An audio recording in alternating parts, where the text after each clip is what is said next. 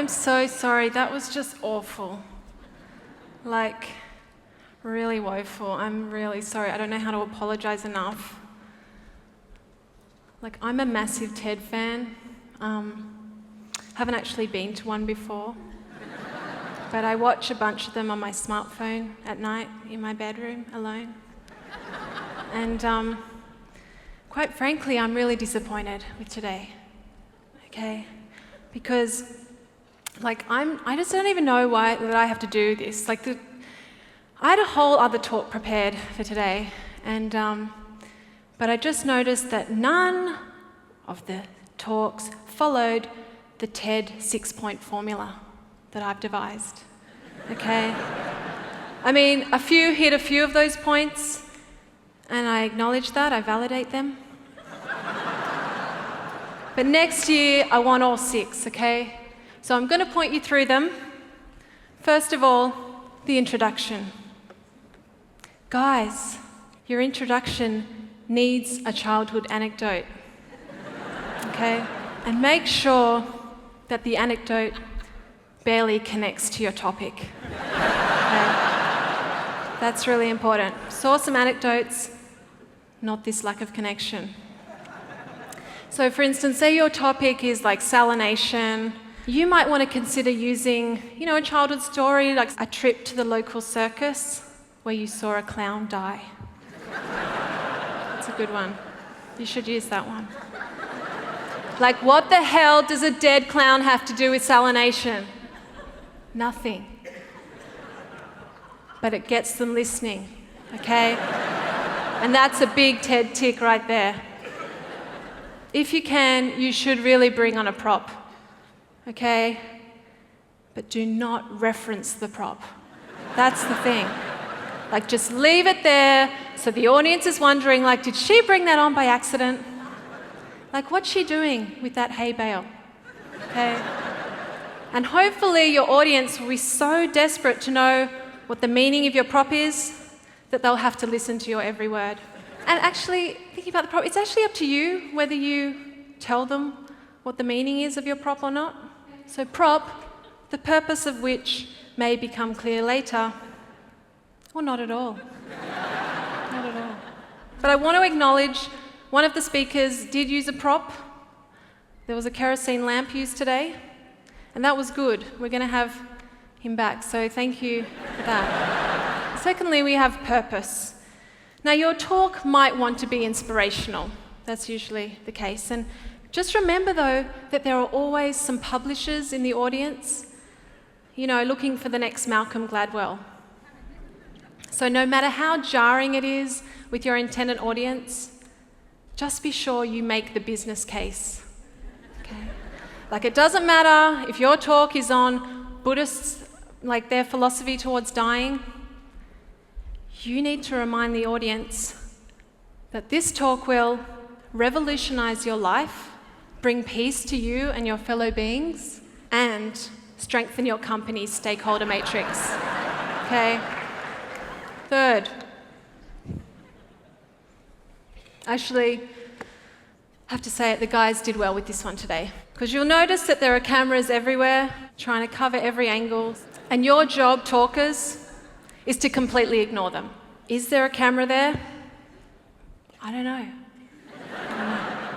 Like, whatever it takes, just completely ignore the cameras. Ignoring the cameras is basically you are completely ignoring the external online audience who would cherish your talk forever. And instead, you're focusing on the temporary flesh people who soon forget everything that you've said and gradually decay. The cameras will change the angles to try to make sure that you're really addressing the online audience. But the best TED talkers will never break. They will never break. They will never look down that barrel, okay? Remember that. Remember that. Never look down that barrel. Now, if you really have to, like they're really trying to get amongst you to acknowledge the internet freeloaders, okay, the internet freeloaders, then you've always got an option. Just stop, drop, and roll. Okay? So well done, everyone who spoke today. Well done for the camera thing. You did that well. But good God, this next one, images. There are certain images that are a must for a good TED Talk. And you've got to work them in however you can. Just get them in there. The best ones are glaciers, deserts, and galaxies. Because these images will add a sense of These will add a sense of, you know what? I had a whole new talk. I only got 3 minutes to prepare this. So don't be all smug when I make a mistake, okay? Like, this is who I am as a person. So, I might make a mistake sometimes. Yeah, okay.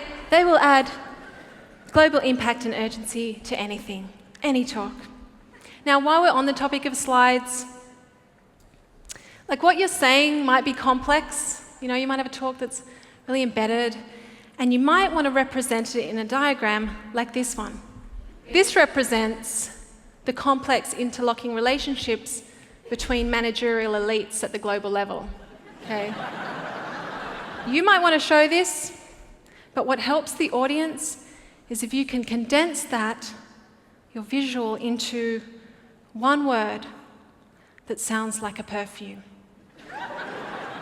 So here it would be complexity. Okay. Now, expert terms.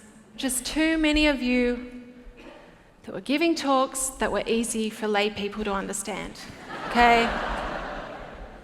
You need to set yourselves apart, like you're the expert. You need to pepper your talk with obscure terms that you invented so people take you seriously. Okay, so you've got to use totally random words and match them up with an unrelated image. That will leave no doubt in the audience's mind that you have that logic and understanding that's just that little bit beyond them. For example, you might be talking about something within the audience's grasp, like population growth. Right? No one's going to buy a book called Population Growth. What you're going to have to do is add mystique by changing it to this. Ooh. Yeah. Girl and lamp in a forest. What's that? The audience is confused. And that's when you hit them with your fancy phrase, the liminal border ratio. And we're in the opera house, right? Now, lastly, in my schema, closing with a bang. Actually, perhaps the most important part of a TED Talk is the closing. And there's some really specific techniques you can use to make sure that your audience will share your talk on Facebook. You need to dramatically tell your audience 3 things. And like drive home the point, there's all sorts of techniques, like use phrases like, what we really need now more than ever. That's a favourite. I heard that just before.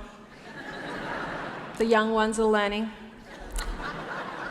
And each phrase of these 3, like your tripartite little schema, each phrase needs to get quieter and more spiritual as you go on, until the last one, you're basically making an inaudible comment about ghosts.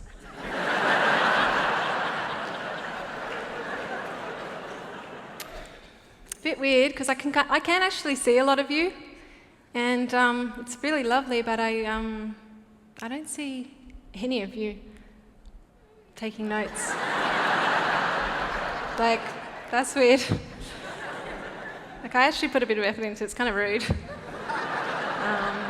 Thank you, and enjoy the rest of the evening. I'm Justine Rogers. Goodbye.